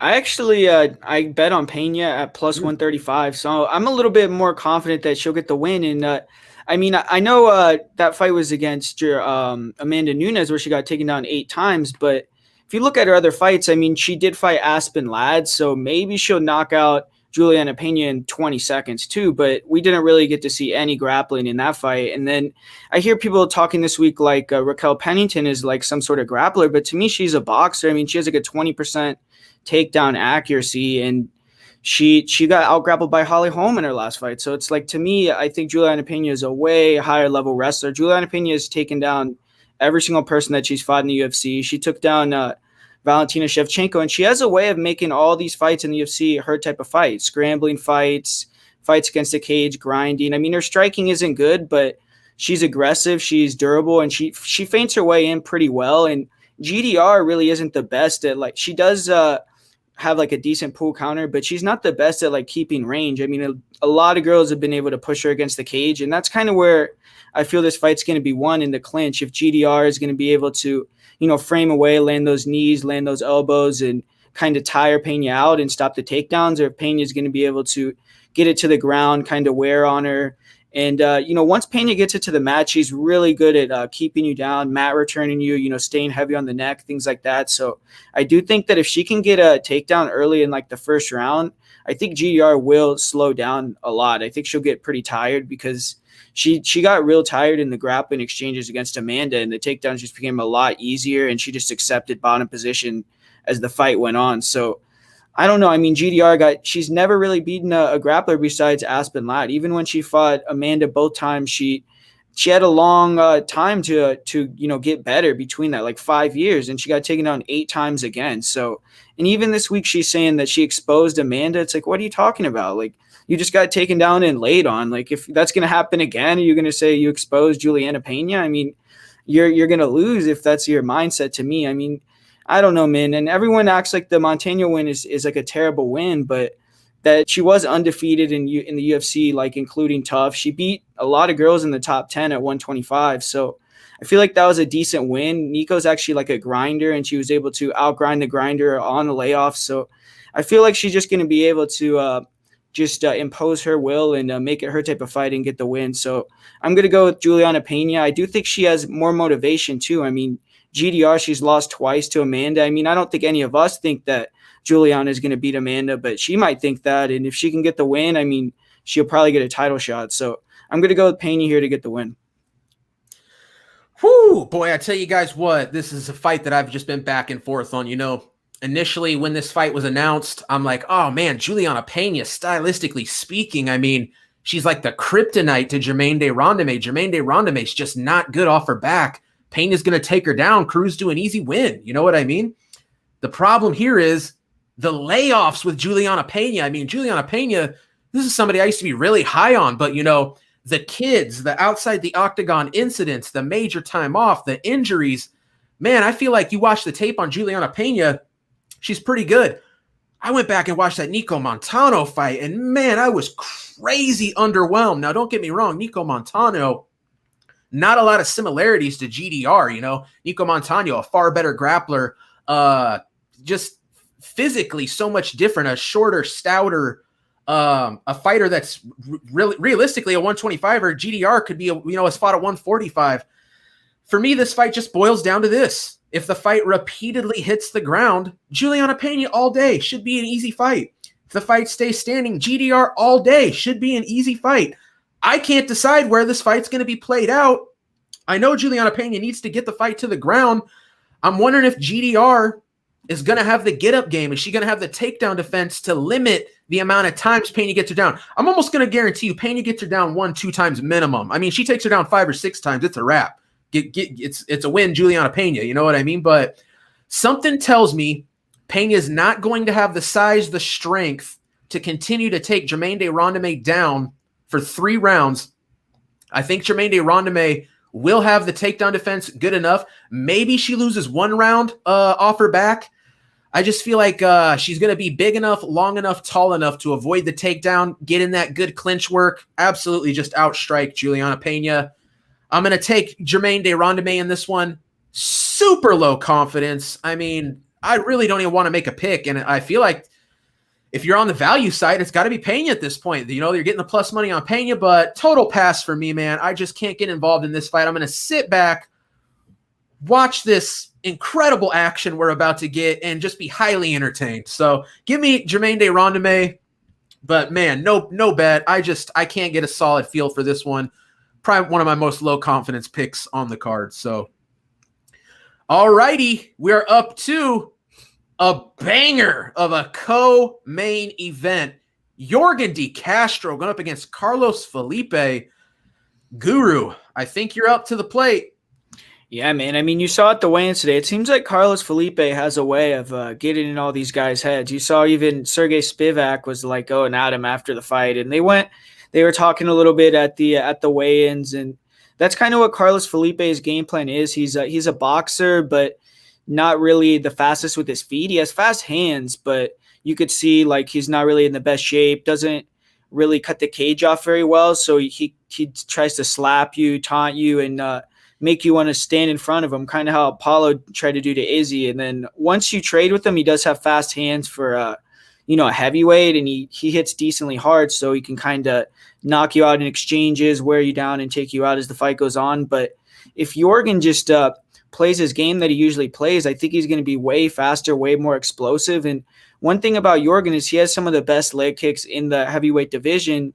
And Carlos Felipe is a guy that's super heavy on his lead leg, kind of has that boxing stance. And I think he's going to get his leg chewed up. And Yorgan, I do think, has the power advantage. The only thing that I'm worried about is just the cardio, man, because in his fight with Greg Hardy, I think he did break his foot. So maybe that was part of it. But his output went way down after the first round, where he really didn't throw anything, kind of just gave away the second and the third round, lost a decision. And Felipe is a guy that I do think can kind of go for all 3 rounds, even though he did get a little tired in his debut. I think maybe he'll have the better cardio. So that's the only thing I'm worried about. But I actually think Yorgan is going to maybe get a leg kick finish here in this fight. So I'm going to go with Yorgan to Castro to get the win here. Sounds good to me, dude. DFS by the numbers. How you feel about this one? Yeah, I mean, the people's main event. What an exciting fight we have here. But actually, it could be exciting for like the first couple of minutes. I just feel like it's going to be one of those very sloppy, ugly, sweaty, heavyweight fights here in Castro and Felipe. I mean, Felipe, he's kind of entertaining. I mean, talking crap in there. It's funny to watch, especially with no fans. It's going to be pretty exciting here, all the talking in there. But I mean, I'm not as high on Castro as a lot of people are. I mean, we saw in the Greg Hardy fight, I know he may have hurt his foot or something, but still, it doesn't mean you can't like throw your hands. He wasn't throwing anything in that fight. But in this fight, he does have those really, really nasty leg kicks. Felipe is heavy on that lead leg. I think he's going to tear that leg up. And I don't know if he's going to finish Felipe. Felipe seems like he's very tough, but just the volume really concerns me. What if he does not get that first round knockout? It could kind of be close. Felipe is going to probably throw more volume. It's just if they get into like a fight where they're going to stand and bang, you got to favor Castro to land a hard shot. That's kind of what I'm leaning to, but I would not be surprised if you do have a bet on Castro and you're kind of sweating a decision here. So give me Castro probably by knockout, but I just have a really bad feeling of this fight's going to be very ugly. I got a similar feeling. Cody Safdie, how are you feeling? Yeah. I just think it could be a very ugly fight if it gets beyond 1 round. Maybe if he goes the over 1.5. I'm actually looking at over 1.5. It's kind of, I think it's like minus 110 currently. Fight goes the distance plus 190. If Yorgan Castro puts him away with those leg kicks within 2 rounds, then great. But beyond that, I could see this becoming just a slower paced fight where both guys kind of get tired. Carlos Felipe, I get it's his UFC debut and it was kind of short notice. He hadn't fought MMA for 3 years prior to making his debut against Sergey Spivak. It makes no sense. 3-year-long layoff, had taken 1 boxing match in that stretch. Why is this guy even in the UFC? And then against Spivak, I mean, I guess he showed off a few things here and there in the first round. Boxing looked okay, does have fast hands, is a big, strong guy, looked like he had some durability. But beyond that, I mean, he's just fluffed to the UFC's division. Yorgan Castro, meanwhile, hey, we all like Yorgan Castro because he comes out on against Alton Meeks in the Contender Series and cashes as like a 5-1 underdog. Then he makes his UFC debut against Justin Tafa. He cashes as an underdog with another first-round finish. You're used to betting him as the underdog. Feels nice getting him at plus money. Try convincing you to get him at minus 235 straight up on the money line. Becomes a little dicier. His cardio is not great. Not only that, he's listed at between 5'11 or 6 feet. He is not a heavyweight. Yeah, he'll tip the scale at 260. But you look at his amateur career, he more so has the frame of a 205er, someone who just kind of got bigger as time went on and decided to work with it. That's kind of his benefit at heavyweight is because he's smaller. He is way faster than these guys. And I think he'll be faster than Felipe. I think he'll be able to use that leg kick game to render him ineffective. As Guru said, Felipe is the former pro boxer. He does tend to stand really heavy on his lead foot, and his footwork's not all that good. So Castro loves going to that leg kick. Now, the Greg Hardy fight, you can't take anything away from that in terms of Castro, because why didn't he let his hands go? Well, see, here's the thing. It's a 5-inch height advantage for Greg Hardy and a 6-inch reach advantage. So he can't close the distance, okay? So what happens is he tries to kick, because he loves the leg kicks. He's trying to kick a guy who's too far out. So what does he do? He kicks with his foot, and then he breaks his foot. And now he's not letting his hands go at all, and he's not kicking at all, and he does absolutely nothing. Against Felipe will be there. He'll be there to kick. He'll be there to hit. I think Yorgan Castro is a little bit crisper. I think he should win in that regard. But honestly, as far as 235 money line goes, I want no part. I'm looking more so the over 1.5. I'm going to have a little sprinkle on maybe fight goes the distance and hope this becomes one of those slow. Because again, Castro just went the distance with Hardy. It wasn't high output. Felipe just went the decision with Spivak. He should look like he had some durability, even though he was tiring. He was holding on. I could see this one being the same thing. Maybe fireworks in the first round, and after that, both guys kind of settle into a rhythm, and we get that over 1.5. Maybe fight goes the distance. But yeah, my man picks Yorgan Castro. I think the leg kicks will carry him to victory, whether it's by late stoppage or just, in terms of him getting the decision in the end. But I don't love this fight. It shouldn't be the co-main event. Both guys are coming off losses. Both guys aren't top 25 guys in the division, and this is a very thin division. But that's the kind of card it is, right? So buyers beware. We all want action on the co-main event. I don't know that this is the co-main event I want a ton of action on, but I agree with the other guys. I got Yorgan to Castro here. Yeah, well, make it a clean sweep. I got De Castro as well. I mean, we've already touched on the leg kicks. I mean, here's my problem though. Where did those leg kicks go against Greg Hardy? I think he hurt his foot, hurt his ankle. There was something going on there, and I think it even kept him from even throwing his hands. There was something with, I don't know if it was the lead leg or the back leg, but man, something happened in that fight and he just stopped throwing. Greg Hardy just kind of got to circle out, pop the long jab out, cruise to the win. I picked Yorgan De Castro to win that fight. I felt like he was the more skilled guy. I felt like he was the more dangerous guy. Probably still is the more dangerous guy. I just think something happened there. I'm really not sure what, but man, I really hope it doesn't happen again because De Castro, you know, he's got dangerous hands the way he put out Justin Tafa, but at the same time, I don't see this fight playing out like that. Tafa just comes lumbering in, running chin up in the air, face first, you know, gets clipped on the chin, and that's it, man. He's out like a light. I think it took him like 3 or 4 minutes to even wake up. But Yorgan De Castro, big, powerful guy. Should he be a minus 235 favorite? Probably not. I mean, he was a much steeper favorite than that earlier this week. We've actually seen a little bit of money come in on Carlos, but I don't know, man. You guys have talked about it. I kind of got a feeling this is going to be one of those fights where, you know, first 2-3 minutes, we're like, whoa, these guys are slinging. And then the next two, you know, round 2 and 3, we're standing there like, man, this is a terrible co-main event while these two fat guys circle each other, looking at each other really tired. You know, I kind of got that feeling, but if not, you know, somebody might go to sleep. I understand where the UFC's coming from, that on paper, this seems like it should be action-packed, 2 dudes throwing hands, but I don't know. I mean, the value side's probably on Carlos. You know, the guy does have boxing experience, albeit one fight. Cody, you brought up some good points. How the heck did this guy get into the UFC? 3 years off, and then he gets a boxing match. They say, you know what? Give this guy a call. We need him in the UFC. It's heavyweights, but give me Yorgan De Castro in this one. I do have him in a parlay. Don't feel great about it, but what are you going to do? Feel like he should get it done. Work the leg kicks, buddy. Come on. Hit that heavy lead leg. Get him out of there quick. I don't know. Not the best fight, but we got it as the co-main. Give me De Castro in this one by KO. I think he gets it done. I think he gets back on track. All right. I sure hope so, man. I really don't want to see a decision in that fight because it's not going to be pretty. So, all right, guys, we've done it. We are up to the main event of the evening. Holly Holm versus, that's right, Irene Aldana. That's how you say it. Don't sell her short.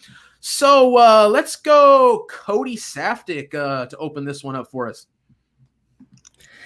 Yeah, I mean, I don't actually have a ton to say about the main event. I think that Holly Holm should go out there and control, but this is just the kind of fight that I'm having trouble getting a read on. With Holly Holm, she's literally fought the who's who. She's fought all the best girls in the sport. She's given a very great account of herself every time, win or lose. She's out there competing. Her losses include Amanda Nunes, 2-division world champion, Chris Cyborg, former world champion, Germaine de Randamie, technically speaking, former world champion, Valentina Shevchenko, current world champion, and Misha Tate, former world champion. The jump from that to Irene Aldana just seems astronomical for me, in that she's finally getting, you know, when she takes on these lower ranked opponents, she generally finds a way to win. The problem is Holly Holm's kind of built that career based on her striking acumen. And now, as we see her getting maybe a little bit older in her career, she's kind of relying on her wrestling and her grappling. I don't know. Does she go out there and outstrike Aldana? Or does she try to just rely on her grappling here? Aldana's right prime for the picking if you want to just use your wrestling in your takedowns, but it's a 5-round fight. So I don't know that maybe she just doesn't work her way back into it, make this closer down the stretch. I would have to say it's a pass, and I hate passing on the main event, but just can't get a great read either side.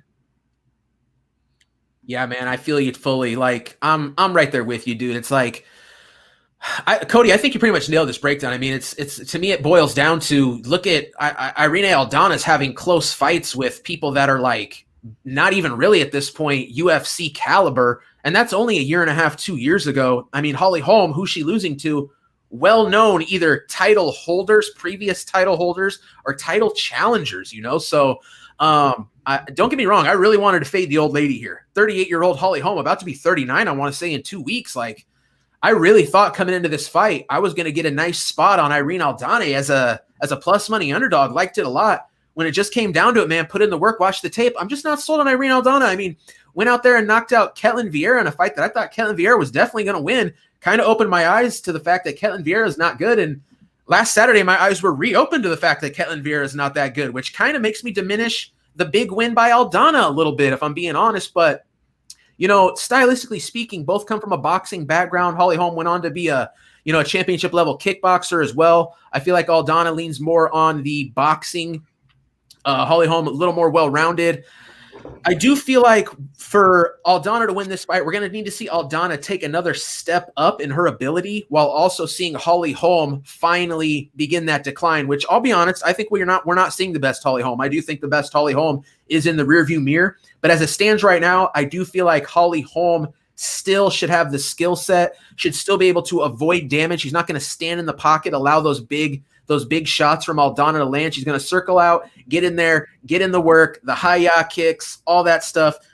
Be prepared to buckle in and listen to 250 high-yas, because Holly Holm's just going to be circling, letting the kicks go, letting the hands go, doing her shadow boxing thing.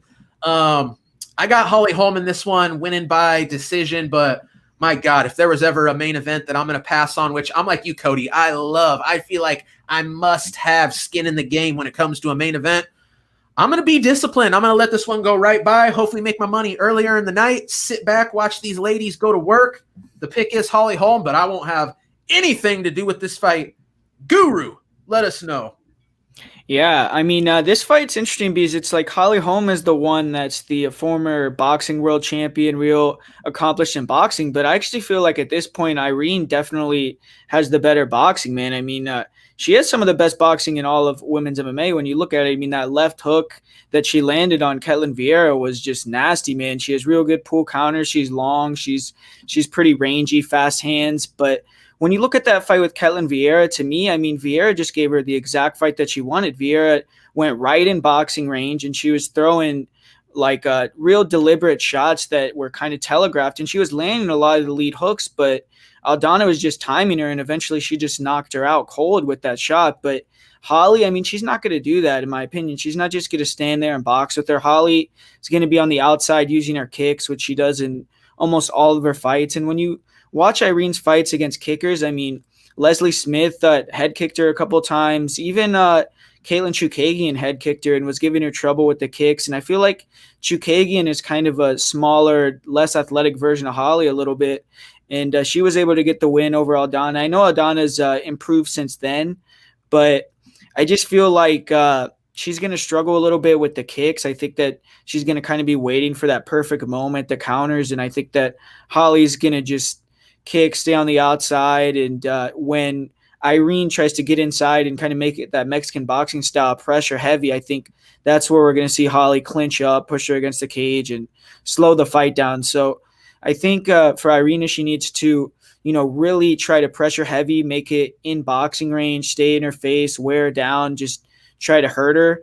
And Holly, has to stay on the outside, use the kicks, and then when they get in close, I think just try to clinch up and hold her against the cage, use her size advantage. So I'm going to go with Holly here just to be a little bit better athlete, the one that's had the more experience in the fourth and the fifth round and just kind of the championship level experience. So I'm going to go with Holly Holm here. But honestly, I mean, in terms of I'm not going to bet it either. And I would rather see, Irene go out there and get another knockout, man, and just have this division progress forward. How many title shots is Holly Holm going to get? But it's my God. Good Guru. I think that Holly Holm will probably get the win though. Yeah, the Guru, I'm not exactly against you, man. Let's get some fresh blood in there. Holly Holm, come on, man.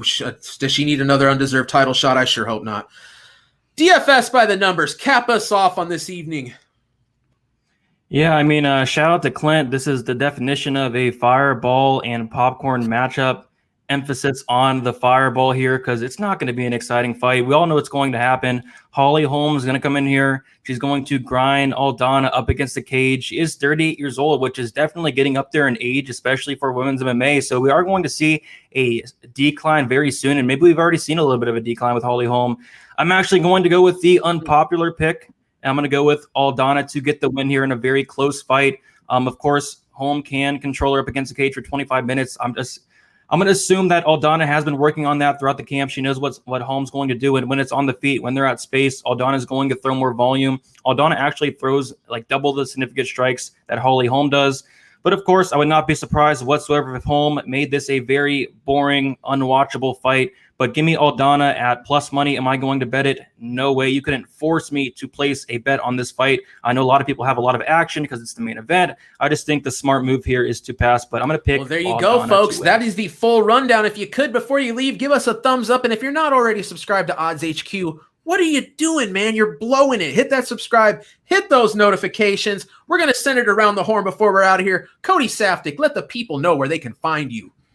Yeah, so you can obviously find me here on Friday nights, but outside of that, definitely hit me up on Twitter at CJ Saftik, handled just right there. And yeah, questions about anything. I've also been trying to pay attention to the LFA. I see some of you guys in the nasty leg break, by the way, or it was like an ankle break, I suppose. But yeah, if you want to talk fights of any variety, there's a Bellator card tomorrow afternoon. It's basically just an SPG showcase card. But all the same, I'm always happy to talk fights. And again, as you can see, there's some undecisiveness in some of these matchups. If you got a hot take, if you want your opinion to be heard, if you got something that you feel like you got a strong take or strong lean, not just I disagree, go fuck yourself, but like a, hey man, this is how I actually feel. I got a sweet piece of info. By all means, I'd love to shoot the shit with you. So hit me up. Absolutely, man. Hey, we'll take any info we can get that helps us figure out a fight, no doubt. DFS by the numbers. Let them know where you're at. Yeah, thank you all for hanging out on this card that is not so great, but still another opportunity to make some money. You guys can find me on Twitter, DFS_numbers. Instagram is DFS by the numbers. And of course, on YouTube is DFS by the numbers as well. Good luck to everybody if you have any bets, and hopefully we get some money on Saturday. There you go. MMA prediction guru, where are you at? Yeah, man, you could find me at Prediction of May on Twitter. Like Cody said, if you want to hit me up, I'm always going to respond down to talk fights, and MMA Prediction Guru on YouTube as well. And yeah, guys, thanks for always supporting again. We had over 300 in here again this week, so that was awesome. And yeah, hopefully we can keep building, keep making you guys some money, and you guys keep coming back, so it's all good. You know it, baby. That's what it's all about. I am Just Bleed of Just Bleed MMA. You can leave this video as soon as we end this here. Head on over to the channel, hit that subscribe, turn on the notifications. We're beating that line movement. We're getting those picks in every Wednesday. Make sure to tune in. You can also find me on Instagram, Just Bleed MMA Betting, and Just Bleed MMA with underscores in between on Twitter. That's a wrap, folks, for Cody Saftik, DFS by the numbers, MMA prediction guru, and me, Bleed. We appreciate you guys so much for watching. Make sure you head over to odds.com for all your betting info needs. Odds HQ, baby. We do it every week, Friday, same time, same place. Be sure to catch us here. Thank you guys so much for watching. We'll catch you next week. We're out.